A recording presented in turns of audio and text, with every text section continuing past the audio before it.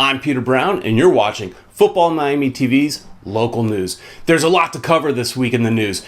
There's a reason why I'm wearing the Fusion shirt, and we'll talk about that in a little bit. Let's start with Friday night's match at Ted Hendricks Stadium, where Miami United took down Honduran Champions FC Motagua.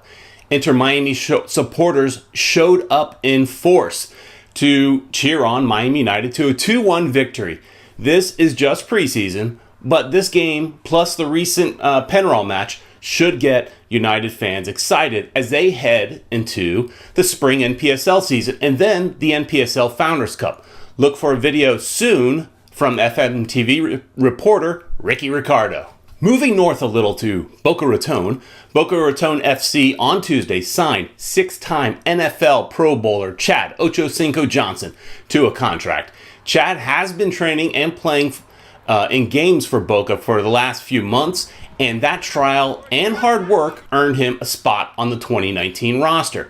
I love seeing huge sports stars staying humble and working on unfulfilled dream at the lower levels. No handouts expected, just hard work. I saw Ochocinco play for Boca against Honduran FC. He showed size, strength, and athleticism. He needs to work on his positioning and his touch. Chad Johnson will be wearing number 85, as expected. Now, onto some Inter Miami news. As quickly as Inter Miami announced the hiring of Jason Kreis to their technical staff, news is coming out from Paul Tenorio of The Athletic that Kreis is in talks to become US U23 national team manager. Olympic qualifying for the 2020 Tokyo Games start later this year. Tenorio reports that if hired, Kreis would manage the U23 and work with Inter Miami technical staff. I imagine his main focus would be the US U23 squad, as it should be, and his involvement with Miami would be minimal.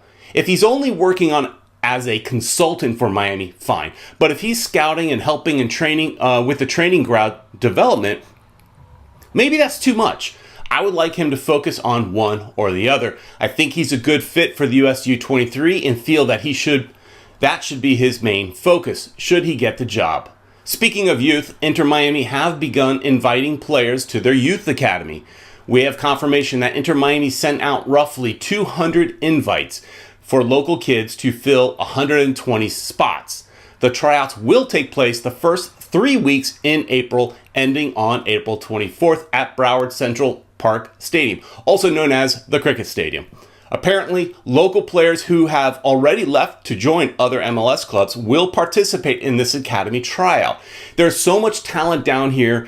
Inter Miami's Youth Academy has potential to be one of the best. The pressure is on for Freedom Park as Miami commissioners force deadline for Beckham Group's soccer stadium deal.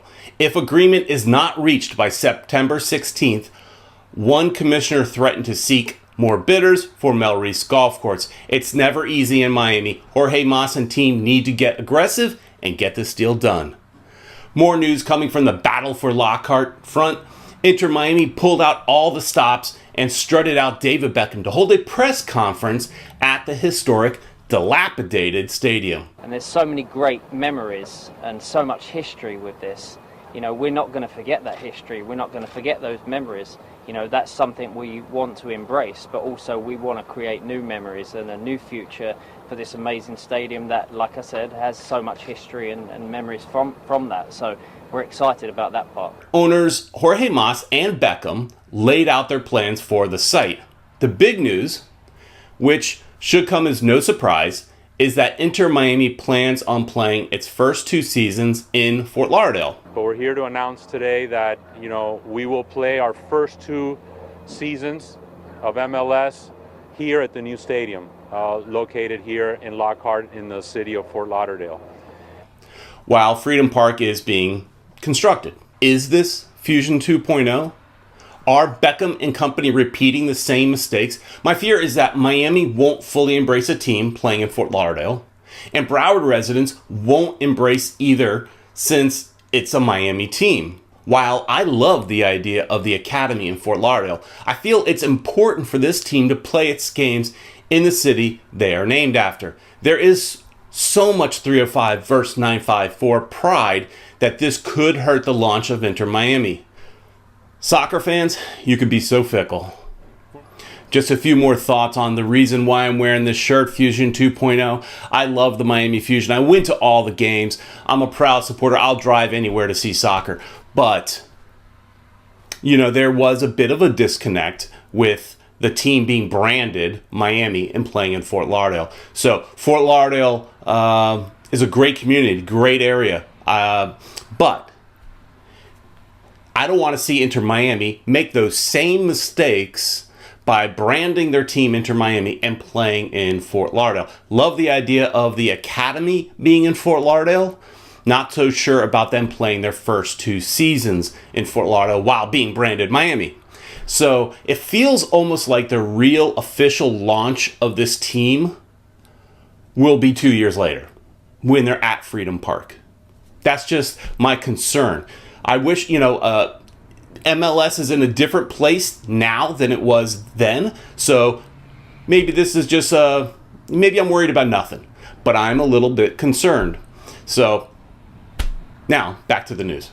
For more thoughts and opinions on this subject, look for a video later this week where Uncle Ed and I give our thoughts. Plus, we poll some Miami fans to get their opinions.